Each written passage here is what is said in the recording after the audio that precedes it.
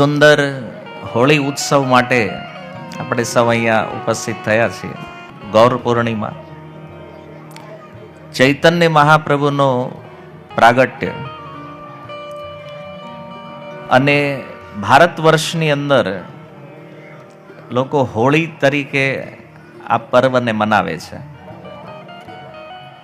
જેમ દિવાળી સંપૂર્ણ ભારત વર્ષમાં પ્રસિદ્ધ છે, એમ હોળી પણ સંપૂર્ણ ભારત વર્ષમાં પ્રસિદ્ધ છે.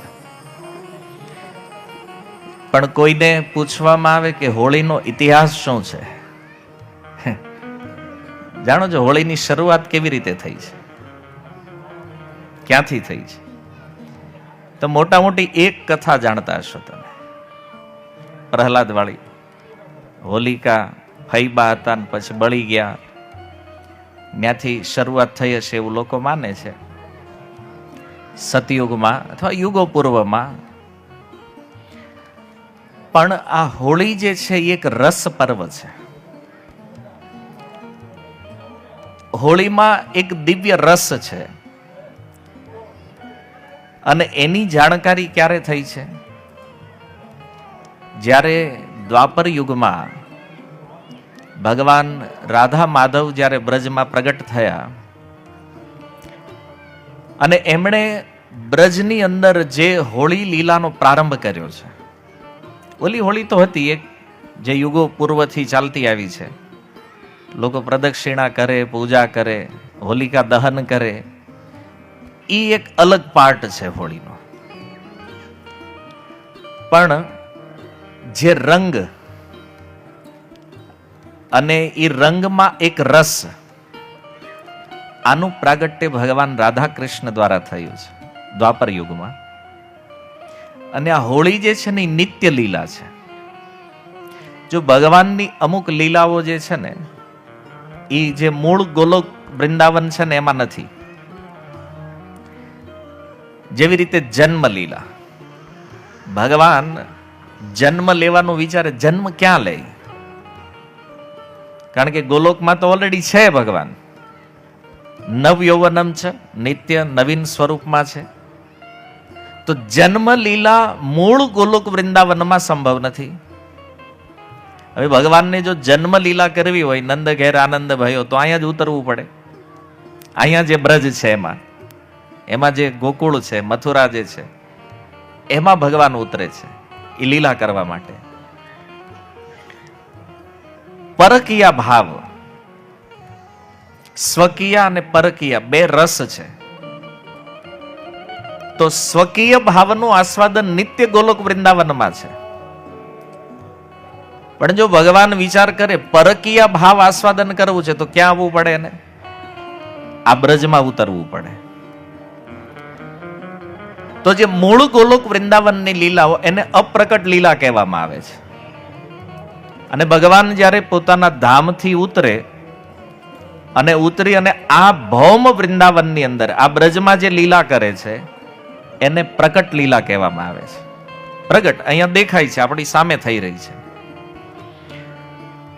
તો પ્રકટ લીલાનું મૂળ કારણ એ છે કે જે લીલા અને જે રસ જે મૂળ ગોલોક વૃંદાવનમાં આસ્વાદન નથી થતું એને સંપન્ન કરવા માટે ભગવાન અહીંયા ઉતરે છે. તો મૂળ વાત એ છે કે આ હોળી લીલા જે છે એ અપ્રકટ લીલામાં પણ છે અને પ્રગટ લીલામાં પણ છે. એક એવો રસ છે જે બંને લીલાઓમાં છે વિદ્યમાન. અને એ રસને ભગવાને ઉતાર્યો છે અહીંયા.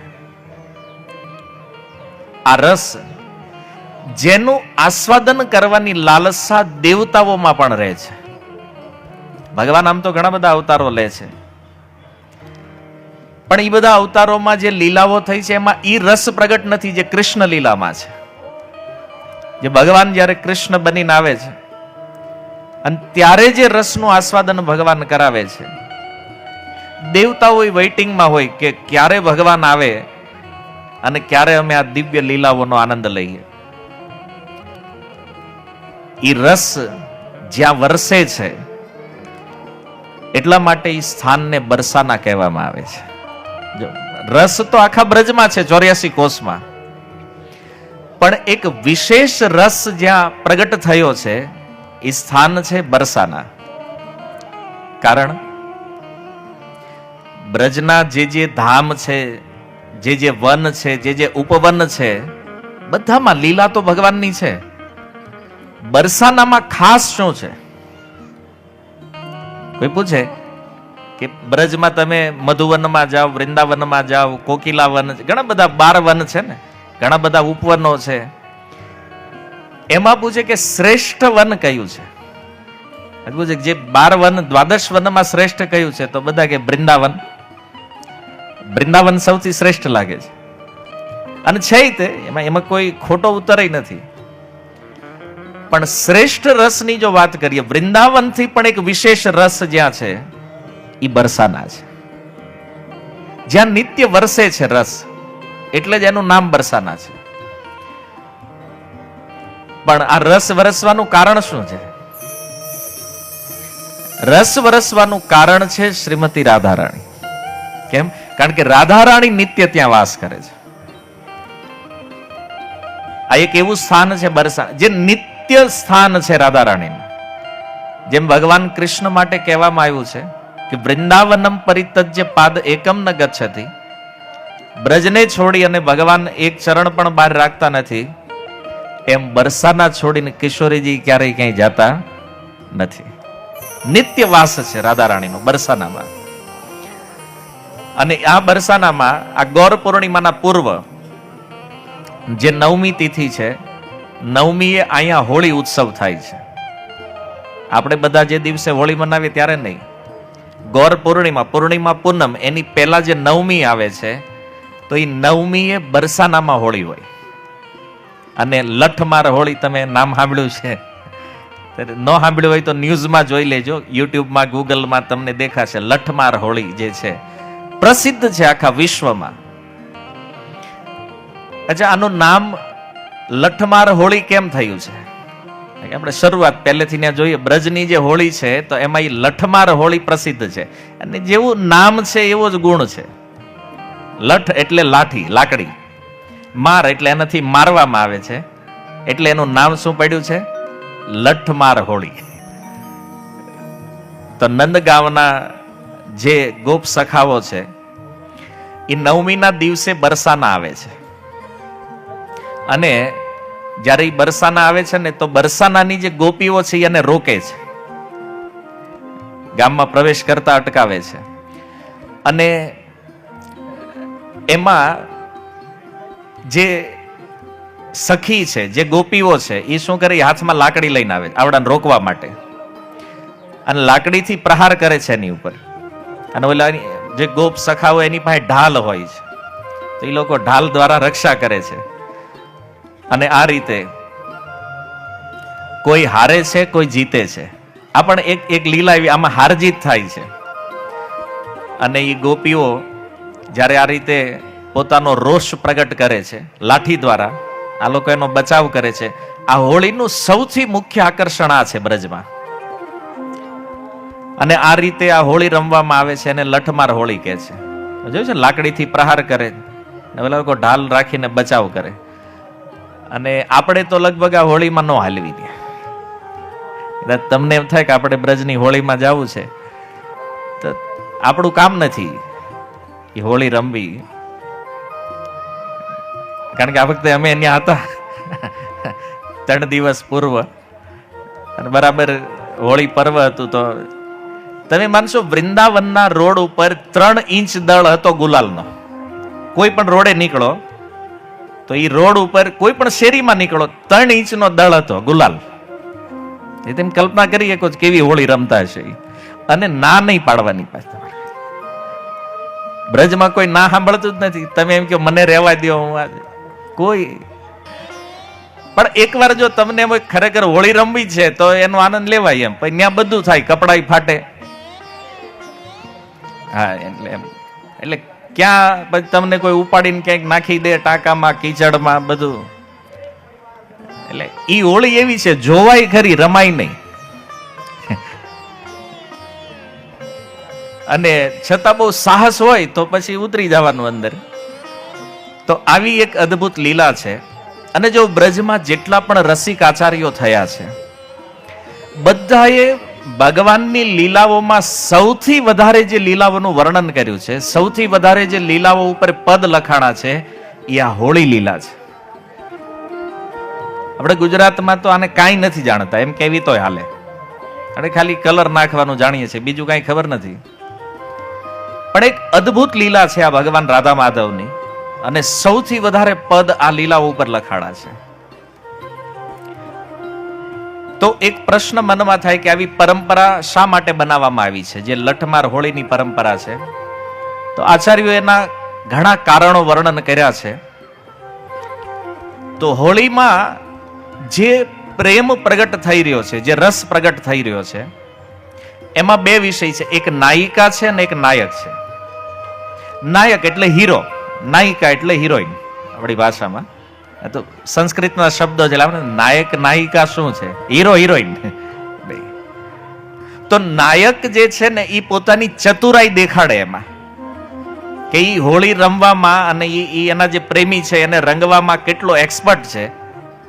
તો એ ચપળતાને રોકવા માટે જે નાયિકા છે એ લાઠીની સહાયતા લે, લાકડી રાખે છે, અને એના દ્વારા એની ચતુરતા, એની ચપળતાને રોકે છે.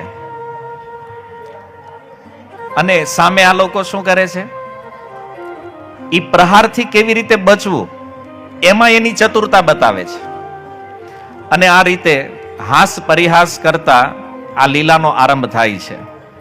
અને એટલા માટે આ હોળીનું નામ જે છે એ લઠમાર હોળી છે. મૂળ કારણ આ છે કે એકબીજાની ચપળતાને રોકવા માટે આ પ્રયોગ કરી રહ્યા છે. તો નંદગાંવના જે ગોપ સખાઓ છે, આ બધા જ્યારે નવમીનો દિવસ આવે છે ત્યારે કહે છે, ચલો બરસાના, ખેલે હોરી બરસાના. આપણે બરસાના જઈ અને હોળી રમવાની છે. તો કોઈએ પૂછ્યું કે બરસાના કેમ? બરસાના જવાનું કારણ શું છે? તો એને કીધું, જો હોળી આપણે રમવી હોય તો આપણા જે નાયક છે એ તો ગાયબ છે. ભગવાન કૃષ્ણ દેખાતા નથી ક્યાંય. ગોપ સખાએ જોયું કે ઘણા દિવસથી કૃષ્ણ ગાયબ છે. ગાયબ છે, ક્યાં ગયા જ ક્યાં? તો કોઈને ખબર નથી કૃષ્ણ ક્યાં છે. કૃષ્ણ ગયા બરસાના. જ્યારે પ્રેમ સરોવર ઉપર મુલાકાત થઈ, ભગવાન પ્રેમ સરોવર જે લોકો યાત્રામાં આવ્યા તમે જાણો છો ને, નંદગાંવ અને બરસાનાની વચ્ચે એક કુંડ છે, પ્રેમ સરોવર. પ્રથમ મિલન રાધા કૃષ્ણનું જ્યાં થયું છે. અને ત્યાર પછી વારંવાર મળતા. તો એક દિવસ રાધા રાણીએ કીધું કૃષ્ણને, બરસાના આવો. આપણે કોઈક મળે પ્રિય પ્રેમીજનો કહે ને, આવો ઘરે. તો રાધા રાણીએ કીધું કૃષ્ણને કે આવો બરસાના. કૃષ્ણ કે બરસાના કેમ આવો? તો કે એ બરસાનાના રાજા જે છે ને એ મારા પિતાજી છે.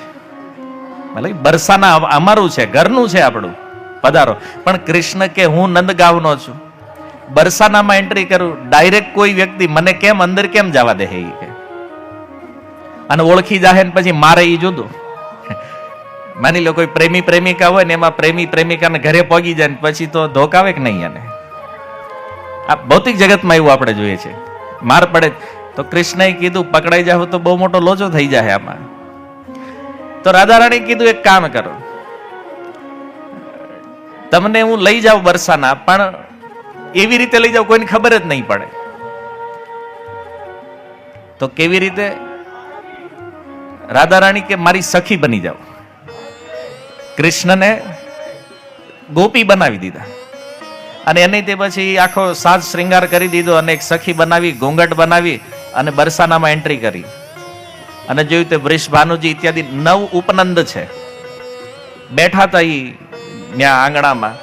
રાધા રાણી પૂછ્યું, આ કોણ છે? બોલે એક ગોપી છે, બિચારી આવી હતી આણપા, પણ ખબર નહીં રસ્તો ભટકી ગઈ છે, એટલે હું એને ઘરે લઈ આવી છું. સારું સારું, કાંઈ વાંધો નહીં, લઈ જાઓ લઈ જાઓ, અંદર લઈ જાઓ. તો કૃષ્ણ સખી વેશ ધારણ કરી અને બરસાનામાં એન્ટ્રી કરે છે, રાધા રાણીના ભવનમાં પ્રવેશ કરે છે. તો એક કવિએ સુંદર લખ્યું છે, બરસાના શું છે? બોલે જહાં કૃષ્ણ ધરે સખી વેશ, જ્યાં કૃષ્ણ પણ સખીના વેશમાં રહે છે,